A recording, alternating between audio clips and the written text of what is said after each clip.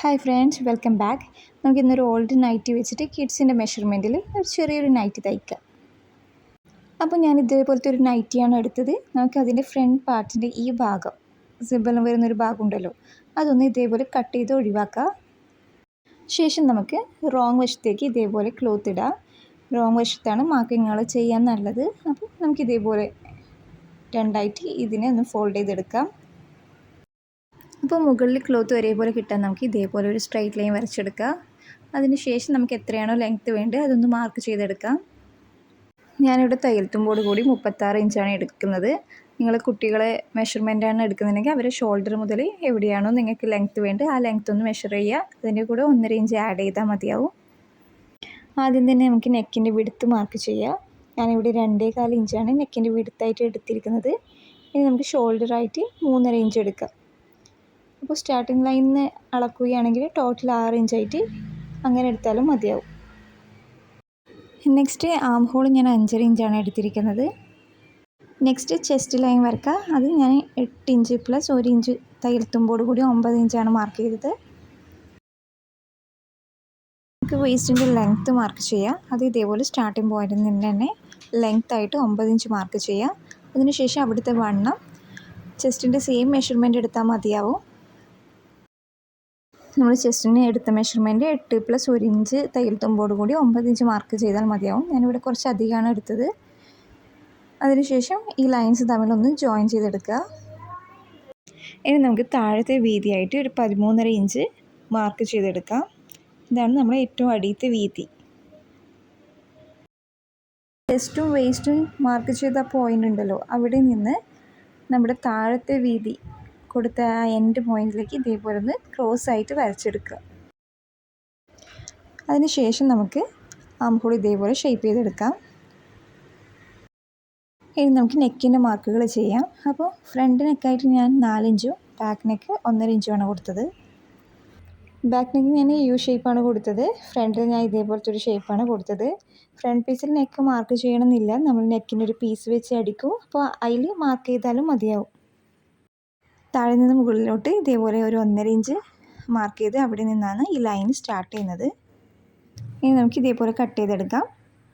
ആദ്യം back neck cut ചെയ്യുക, പിന്നെ നമ്മുടെ ആം ഹോള്, ഷേപ്പ്, ബോട്ടം അങ്ങനെ കട്ട് ചെയ്ത് ഫ്രണ്ടും ബാക്കും പീസുകൾ മാറ്റി സെപ്പറേറ്റ് ചെയ്യുക.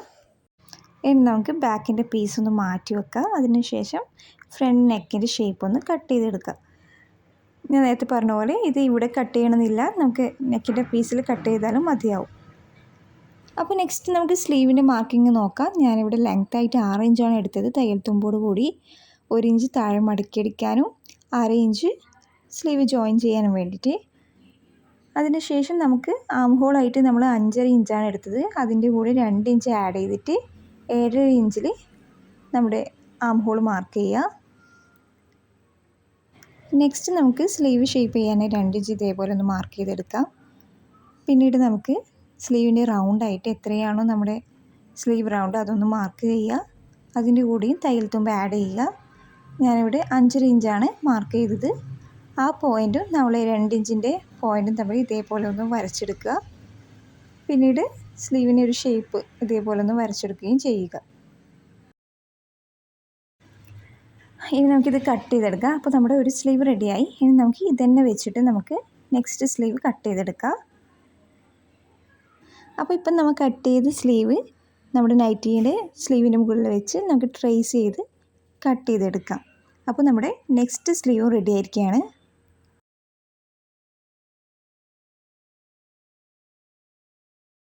അപ്പോൾ നമ്മുടെ നൈറ്റിയുടെ ബാക്കിയുള്ള പീസ്, അതായത് ബാക്ക് പാർട്ടിൻ്റെ പീസ് എടുത്തിട്ട് നമുക്ക് ഇപ്പോൾ ഉള്ള നൈറ്റീൻ്റെ ഫ്രണ്ടിലേക്ക് വേണ്ട പീസായിട്ട് എടുക്കാം. എന്നിട്ട് നമുക്ക് നെക്കിന് വേണ്ടിയിട്ട് ഇതുപോലെ ഒരു സ്ക്വയർ പീസാക്കിയിട്ട് എടുക്കുക. ശേഷം നമ്മുടെ ഫ്രണ്ട് നെക്കിൽ വരച്ച് നെക്കിൻ്റെ മാർക്കിങ് ഇതേപോലെ ഒന്ന് വരച്ചെടുക്കുക. ആ പീസിൻ്റെ വീതിയായിട്ട് ഒരു 2.5 ഇഞ്ച് ഇതേപോലെ എല്ലായിടത്തും മാർക്ക് ചെയ്ത് അതൊന്ന് ഷേപ്പ് ചെയ്തെടുക്കുക. കോർണേഴ്സിൽ പ്രത്യേകം ശ്രദ്ധിക്കണം, ആ ഒരു ഷേപ്പ് കിട്ടാൻ വേണ്ടി. ഞാൻ ഒന്നും കൂടി ചെക്ക് ചെയ്ത് വീണ്ടും വരയ്ക്കുകയാണ്. എന്നിട്ട് നമുക്ക് ആ പീസ് ഒന്ന് കട്ട് ചെയ്തെടുക്കാം. ഞാൻ ഫ്രണ്ട് നെക്കിൽ നെക്ക് കട്ട് ചെയ്തതുകൊണ്ട് ഈ പീസിൽ ഇപ്പോൾ നെക്ക് കട്ട് ചെയ്യുന്നില്ല. ഇനി നമുക്ക് ബാക്ക് നെക്ക് ഫിനിഷ് ചെയ്യാൻ വേണ്ടി 1.5 ഇഞ്ച് വീതിയിൽ ഇതേപോലെ ക്രോസ് പീസ് കട്ട് ചെയ്തെടുക്കാം.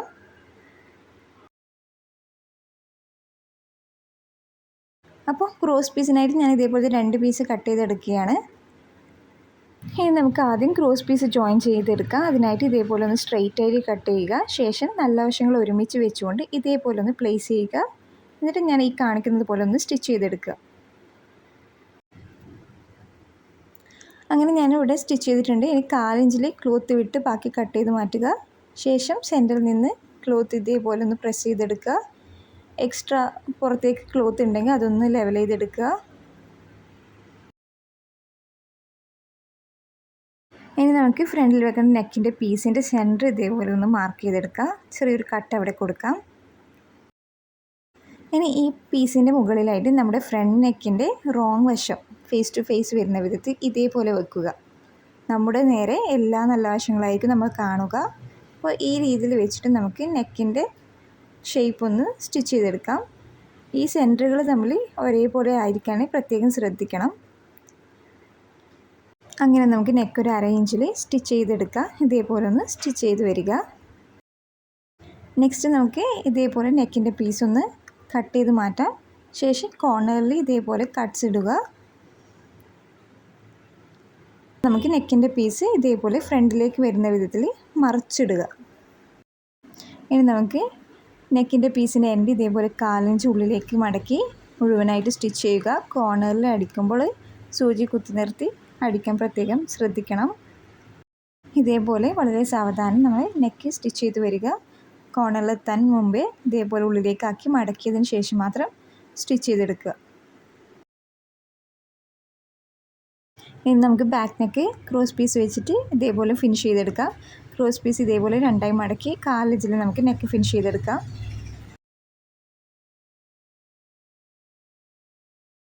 നമുക്ക് നെക്കിൻ്റെ ചുറ്റിൽ ഇതേപോലെ ചെറിയ കട്ട്സ് ഇടുക.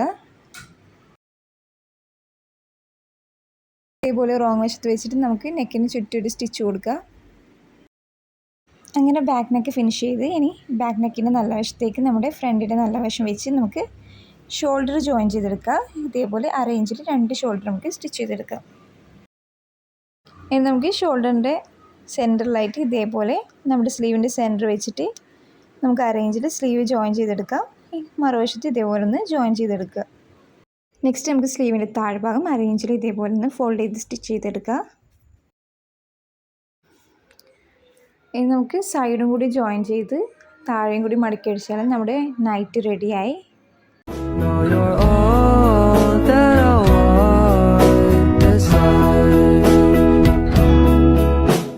I imagine